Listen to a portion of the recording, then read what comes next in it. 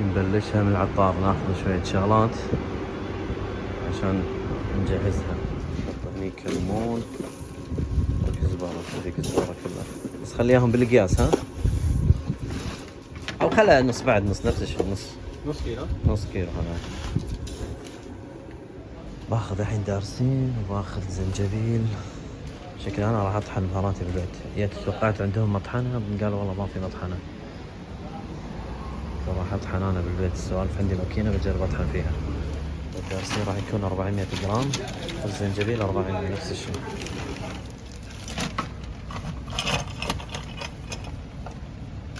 ترى اني هذا شعر وايد خفيف. مساكم الله بالخير، يعطيكم العافيه. بسوي حسو على طريقتنا، طريقه بيتنا او طريقه الكنادرة. عندي هذا اوش يقولوا له قرص ظهر او قرص قمر. بحاول اشوحه شوي على النار، فبس شوي قالوا لي يعني قصه شوي، لانه مرات ايش يقولون كنا يعني عشان لا يتبطط ويسوي لك هذا اللويه، ما ادري يعني. بحاول شوي كنا اسوي له فتحه عشان لا يخترع، يسمونه لا ياذيني وانا شوي.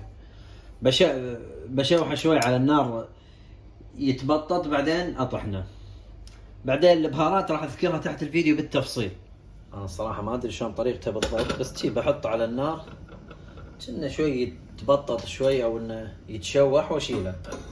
قالوا لي شيء بسيط كلش، لانه مرات يمرر يعطي مراره، فما ادري شلون كذي، شلون راح تكون الفكره بالضبط صراحه ما ادري. قاعد نشب شوي شوي يمكن، بس اطحنها احط تقريبا نص الكميه او كذي يعني، شيء بسيط يعني.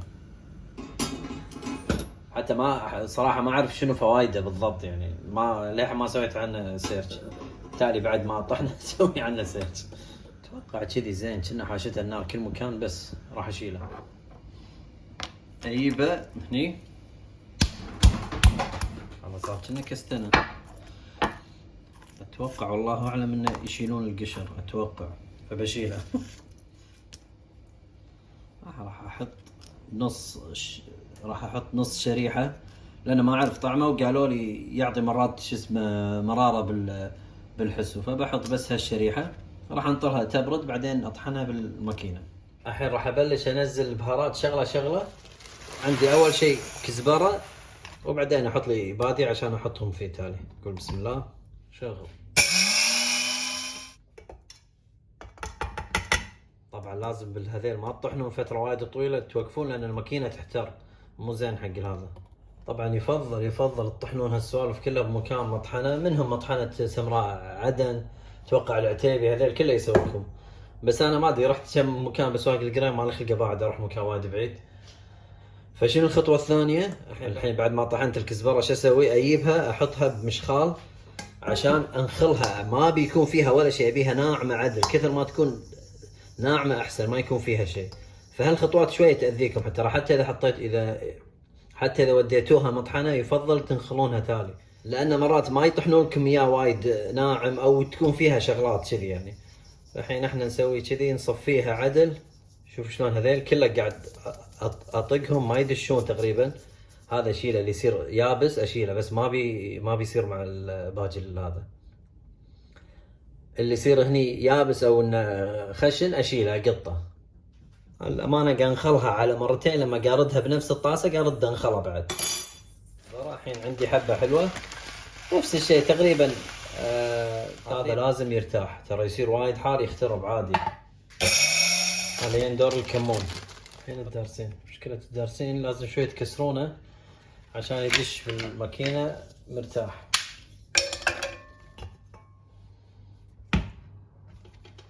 انا لما اسولف قصه مو سيفتي هذا الشيء يعني، كان في شيء معلق، حاولت شي بالسكينه ماشين قاعد احرك القطعه، الظاهر حشته اشتغل بالغلط. تلف لي الدنيا. عشان شي هذه كلش مو سيفتي، فلا احد يسالني من وين، لان انا مو عجبتني الماكينه. نهايه اليوم احس بتنفجر من كمان صارت حاره. عندي حبه سوداء، وصلنا هني حق الحبه السوداء. عندي هني حلبه بحط قفشتين طعام. طبعا انا عشان تكونون بالصوره تالي راح اخلط البهارات كلها مع بعض، بس اول شيء شوي قاعد افرقها. وعندي ملعقه طعام رشاد، وبحط هذا ظهر قرص اللي حمشته شوي على النار كلهم مع بعض هالثلاثة، لان عشان الماكينة قاعد تشوفون فاضية صارت.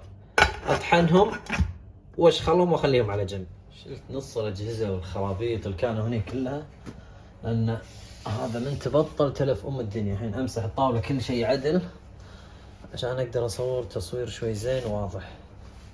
كل شيء كل مكان قاعد تشوفون هني شلون كل مكان. هذا الزنجبيل لما تبطل تلف الدنيا. طبعا صعب عندي كل ستيل ونفس القياس، صعب شويه، فبذكرهم الحين على السريع. اول شيء نقول مساكم الله بالخير مره ثانيه. بسوي حسو على طريقتنا. عندي نص كيلو كمون وكزبره وحبه حلوه، هالثلاثه نص كيلو. 400 جرام دارسين، 400 جرام زنجبيل، وعندي 100 جرام حبه سوداء. يعني عندي ملعقتين طعام حلبة، ملعقة طعام رشاد، وقرص الظهر اللي شويته معاكم حطيت نصه بس، وحطيتهم كلهم مع بعض وطحنتهم. الحين راح اخلط البهارات كلها ببادية واحدة اخليها جاهزة، متى ما ابي اخذ كمية واسوي. فراح احط البهارات كلها ببادية كبيرة. هذا الزنجبيل اول شيء، الكمون اخر شيء. على كل هذيل اللي سويتهم كلهم احط ملعقة طعام، بخليها كذي متروسة عدل كركم. طريقة يدتي وهالسوالف اللي يسوونها قبل.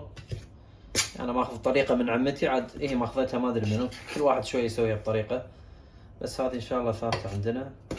عاد انا قريت في ناس يحطون فلفل اسود، فلفل ما ادري شنو يحطون، يعني سوالف ثانية، وفي زعتر، في ما ادري. احنا طريقة اهلنا بس الظاهر هذا اللي يحطون شيء ثاني. بعدين على طريقة الطبخ الامانة سويتها عشان من الوصفات التراثية عندنا اللي يسوونها طبعا حق النفاس وكذي، اذا واحدة والدة يوكلونها من الحسو. فعشان شي قلت بسويها تصير خلاص، يعني هي يعني على قولتهم مرة واحدة الواحد راح يسويها، موجودة بالصفحة، راح تكون هني باليوتيوب كل مكان، عشان واحد متى ما يبي يرجع لها. الحين انا بس قاعد اخلط البهارات كلها مع بعض عدل، اخليهم تتجانس مع بعض عدل عشان يصير طعمها واحد لما استخدمها. شوف انا ليش قاعد اقول لكم تنخلونه، لان في شغلات تطيح. انا قاعد افكر حتى قبل استخدم على طول راح ارد انخله مره ثانيه، وهو شي مجمع مع بعض كله.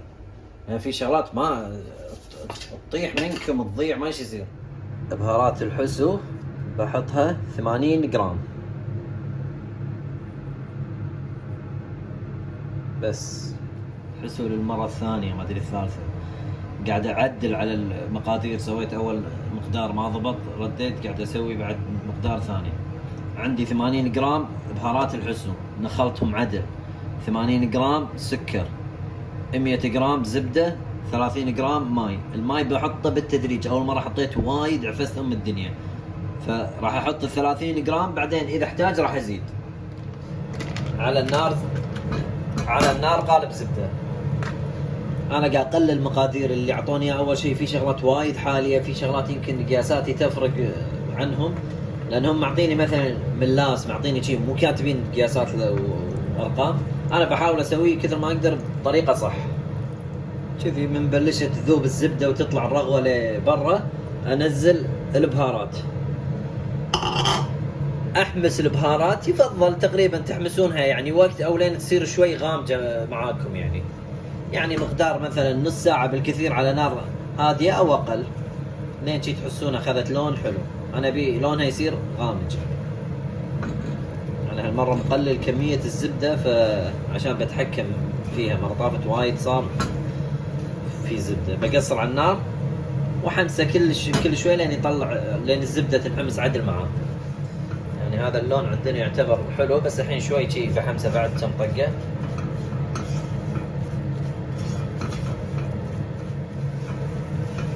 بس شي صار لهم فترة. بنزل السكر اول شيء، 80 جرام سكر، واخلط السكر معاه، لان السكر بروحه راح يذوب، راح يعطيني فيه يعني سوائل شوي، فما بيحط ماي عشان لا تصير كمية الماي اوفر. المرة على الوضع هذا احس كمية الماي ولا شيء. بحط 30 جرام ماي، بسم الله، واحرك. لا يبي له بعد ماي شوي.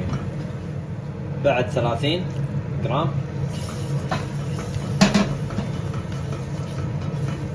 بحط بعد 30 صاروا كم؟ 90. قاعد اخففه بس حبه حبه عشان اشوف القوام شلون يكون. وعادي يمكن يبي له بعد ماي، لان اول مره وايد خليته خفيف. الثاني هالمره قاعد انزل ماي بالتدريج، احرك اخليه شوي يطبخ بعدين ازيد بعد ماي. اتوقع بعد يبي له ماي بس بهده بعد شوي. بعد 30 جرام صاروا كلهم 120. اتوقع كافي لهالقياس. راح اكتب المقادير كلها تحت الفيديو عدل اللي سويته بالجرام وكل شيء، عشان تاخذون نفس النتيجه ان شاء الله ونفس الطعم اللي انا قاعد اسويه. صراحه قاعد اشوفها كذي ثقيله فبخففها بعد. بحط بعد 30 ماي، يعني توتل وصلنا 150 جرام ماي. يعني كذي بهذا القوام احس احسن. ثقيله شوي بالساعه احسها بزود. بص فكرة قوامها ايش تحبونه، خفيف ثقيل، هذا شيء راجع لكم انتم شلون تحبونها، ثقيلة ولا خفيفة. بس كذي احس شوي احسن بالساعة. احسها ما شلون صارت كل شيء دقيقة تقلب واطفي عليها بس كذي، قلب اطفيه صار جاهز. بس الحين تقدمونه. عاد طبعا لما تاكلونه لازم يبرد شوي، قاعد تشوفون شلون قاعد يطبخ لانه كله زبدة وسوالف ثانية.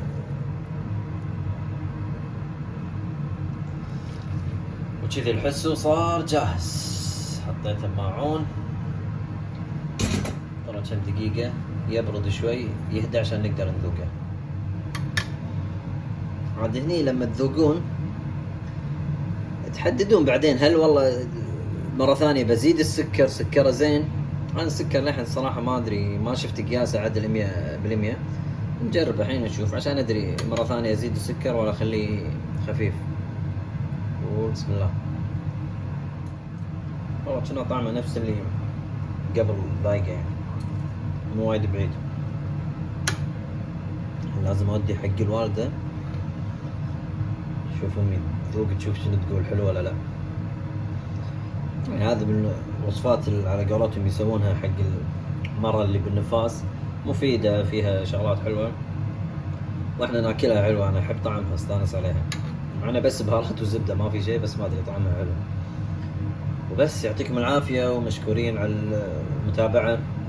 اخوكم عمر الكندري، نشوفكم فيديوهات قادمة ان شاء الله. في امان الله.